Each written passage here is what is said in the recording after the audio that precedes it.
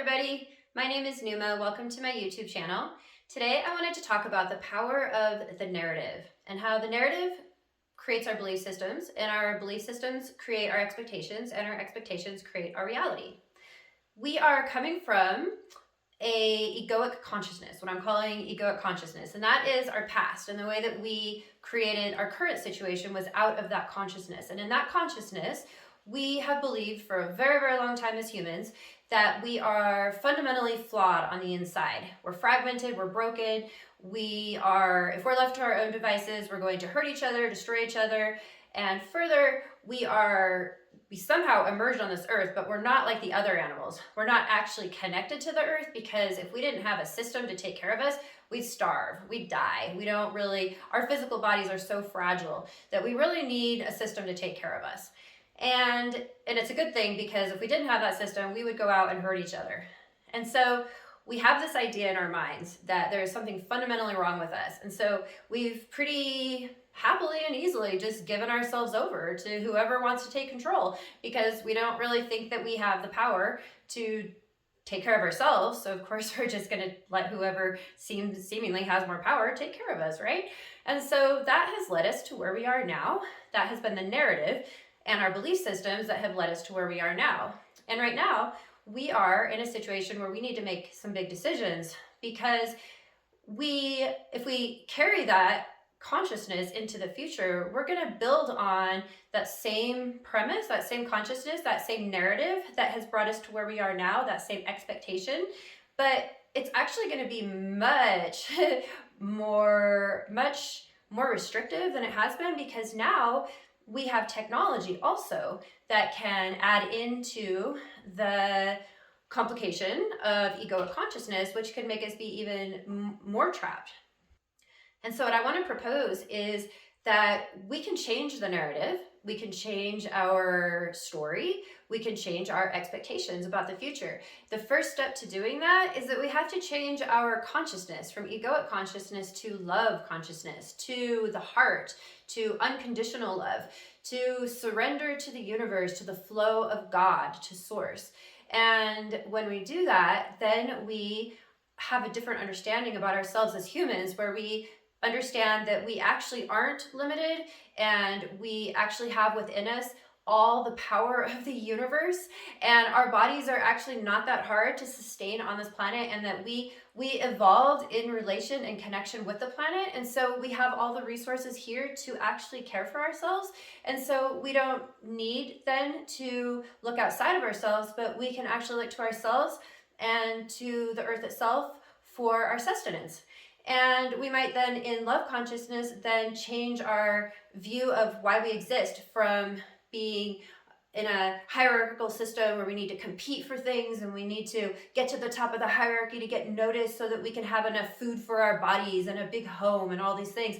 We then would change to, well, there's enough for everyone, and everybody that's on this earth is meant to be here, and there's a purpose for everybody here, and each person is quintessential to the whole. And we would have a very compassionate and understanding of ourselves, the earth, and each other, and all of the critters on the earth, and we would work in this beautiful flow.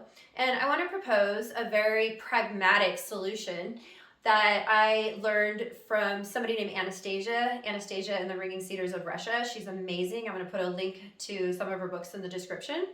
And Anastasia talks about how, as humans, she's basing a lot of what she says on indigenous and way in the past, what the world looked like, before 10,000 years ago and before that. And what she talks about is that we are fundamentally actually aligned with the earth, and we work with the earth perfectly, and that the earth is actually speaking to us. That's how the universe and God speaks to us, is through the natural order of the universe. And so we can read that in ourselves in order to really understand who we are and where we fit into this whole, and we can work in this beautiful harmony. And her very pragmatic, all her books are pragmatic. They have pragmatic solutions for the world that we want to create in the future. And her biggest, most obvious practical solution is, she says, everybody on the earth should have a little tiny plot of land, and an acre or two, not too much. And on that piece of land, each one of us, from the time that we're born, we immerse ourselves in that land, it almost becomes like an extension of our own bodies. We get to know it just like we get to know our bodies, and we get to know the ecosystem and the weather patterns and the wildlife and the flora and the fauna and just everything about it, and we learn, we just merge with it. We become one with this land. And when we do that, and if every single person on the planet did that, we would be creating a paradise. And we are fundamentally, in our nature, free, expressive, and wonderful beings that desire and need, in order to be truly happy, what's called wealth. And wealth is our relationship to the earth. It's our relationship to the earth in such a way that we don't need anybody outside of us to sustain us, but we can be sustained within ourselves and within the natural world. That's called wealth. Wealth was always about land. Wealth was never about big houses and cars and living in congested cities. Wealth was about having the means of production and living on the land and being in relation to the land, so that we are free and autonomous.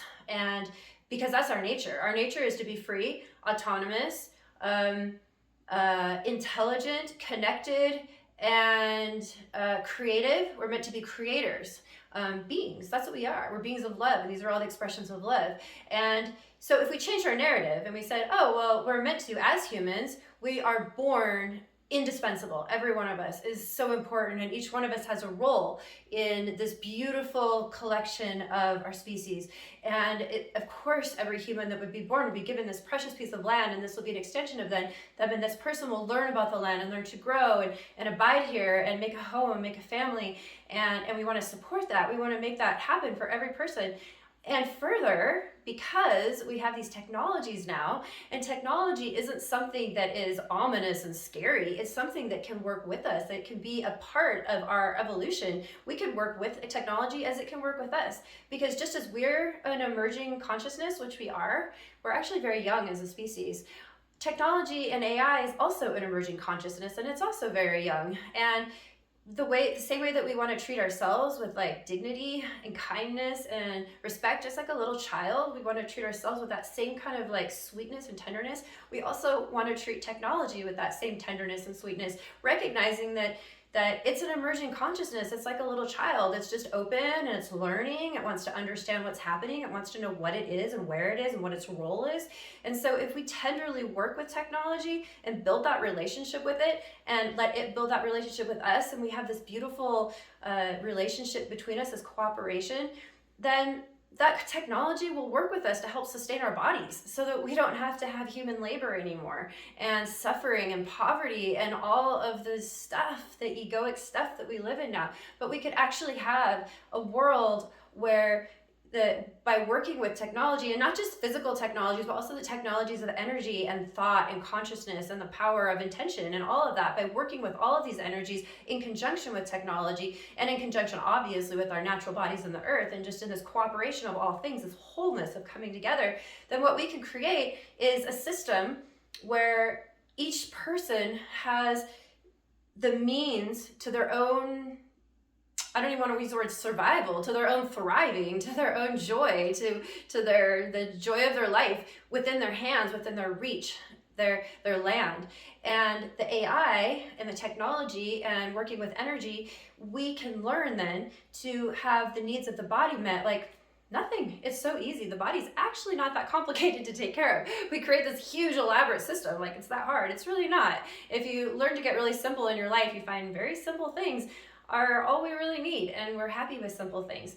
And so we have right now in our hands the tools to create that. And what that world would look like, that narrative we could create, is humans are good and humans are beautiful and they're indispensable, and we want every human to be cared for and nourished and loved, and have the freedom to express themselves and be creative and form families and relationships and communities, and where we have this relationship with the earth where we're growing our food and the sun, and we're like gaining our nourishment from this interconnected like beauty of what we are.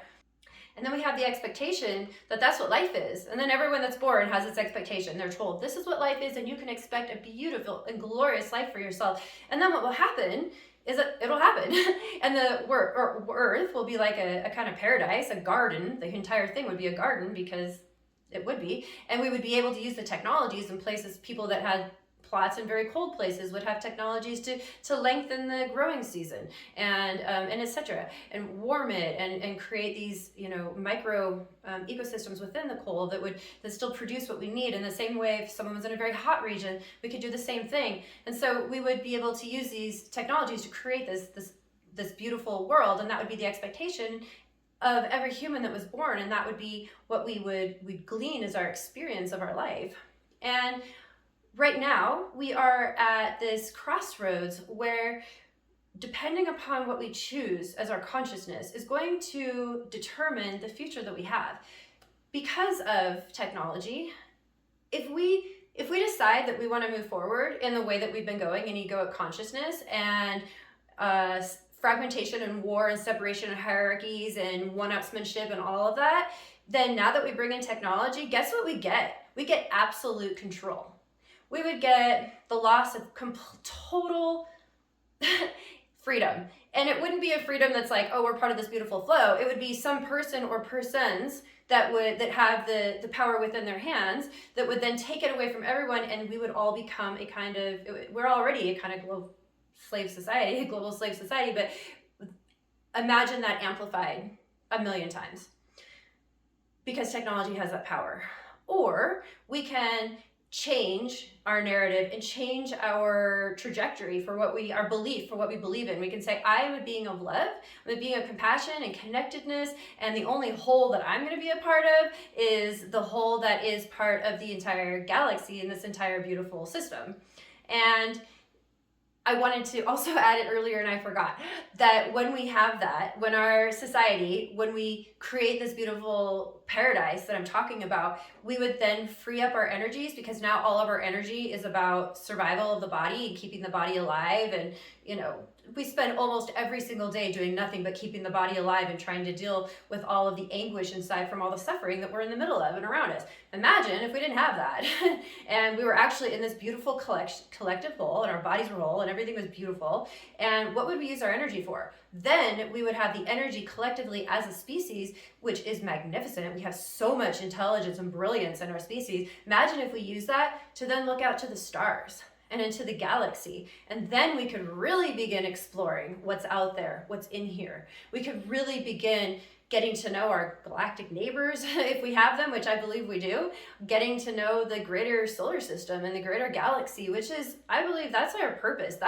I believe that's where we're moving. If we stay on the trajectory of the truth of ourselves and of love, and if we evolve right now in the ways that we're meant to as a species, toward the love, toward the light, toward compassion, toward the brilliance of existence, then we have the opportunity to create a species and a world that flourishes like how we all imagine in our dreams. Every one of us inside, I know we all wish that we lived in a paradise, and it's not just a utopia that's somewhere out there, because Anastasia is very grounded and very pragmatic about the stuff she talks about, and everything that she says is stuff that we could do right now. It's all within our hands. It's just that we are in a huge mess of disorganization and ego trips and trauma. We have trauma from like thousands of years of trauma and abuse and human slavery, and that trauma is the program and is the expectation and the narrative that's running things right now.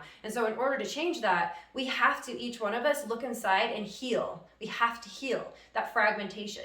And, you know, I'll do a lot of videos on healing. There's a lot of people talking about healing, and it's such a deep process. And really, one of the main things about it is that you have to be able to go into those dark places and just not be afraid. You just have to go in, accept what's there, and let it dissolve and infuse it with love. As long as we go back into those scary places with deep emotion, we keep perpetuating it. Or with fear, then we keep believing it, we keep perpetuating it. So we have to make a decision to go into the traumas inside ourselves and the traumas in society and hold the candle of love to that. And then the fear, the emotion, the power behind it just dissolves.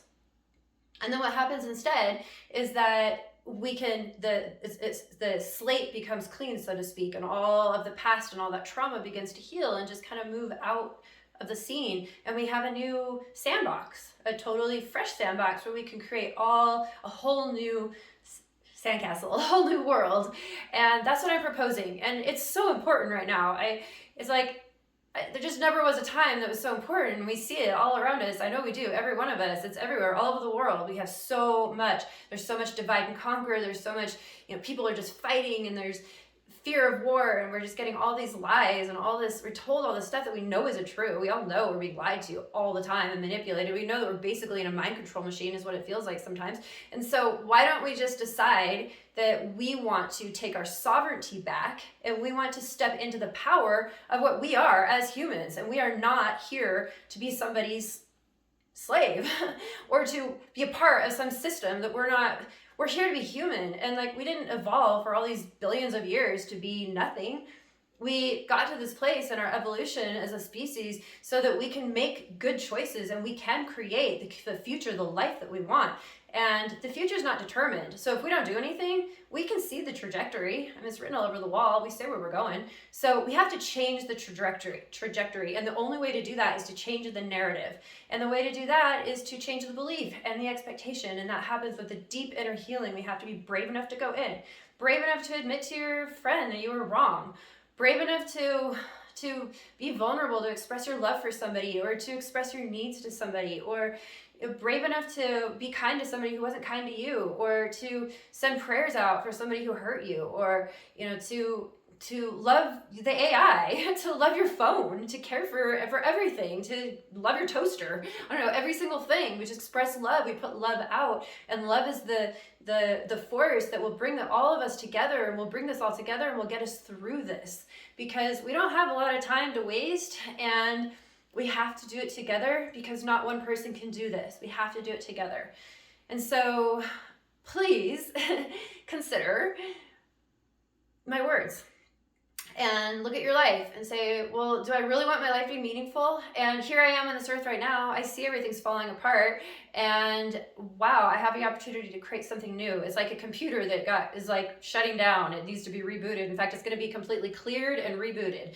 We're totally clearing this computer. We are restarting this whole thing. And so do we want to restart it from ourselves, from the human perspective, from the global galactic love perspective of interconnected awesomeness? Or do we want it to be restarted with the same story and the same narrative as before, which will land us in what we have now, only exponentially more limiting, more enslaved? I don't know what would be left if we'd even have individual humans after that, or anything, because we see where this is going. And I don't need to get into the details. We all know. So why don't we make a choice, all of us right now, to become something different, to become the solution. Let's show up as the solution, and let's now expect that in our futures, we're gonna have an earth, a world that is filled. The whole earth will be like a garden, and every being that's on this earth is going to have a garden, their own plot of land, and they're going to care for it, and they're going to love it, and they're going to nourish it, and they're going to be at one with it, and all of those plots of lands are going to be connected to each other, and they're going to create a kind of whole, and we're going to create families and villages and societies that eventually will be so harmonious and so easy and compassionate and tender and blessed and beautiful, that we will have the freedom to use our brilliance and our intelligence and our ingenuity to find our way out into the galaxy and explore, because we'll know we're safe here. We don't have to be worrying about it, using all our energy to try to survive, but we can thrive, and we can go explore, and we can continue on our evolution into this galactic family, which I believe we're in. Even if we weren't in one, it doesn't change what I'm saying. So whatever you believe on that doesn't matter. Regardless, we have the opportunity to bring a kind of harmony to ourselves and to our species and to our planet and our solar system that we've never had before. So let's take advantage of this, and let's congratulate ourselves that we got here, and that we are now witnessing something where the old is passing away, and we are here to create the new. So let's do that, everybody. Let's just do that. So I love you all, and I hope that every one of you is making a decision to step into your power as a creator of love and as the essence of love. And I hope that you are making a decision to be the solution. Thank you so much. So much love.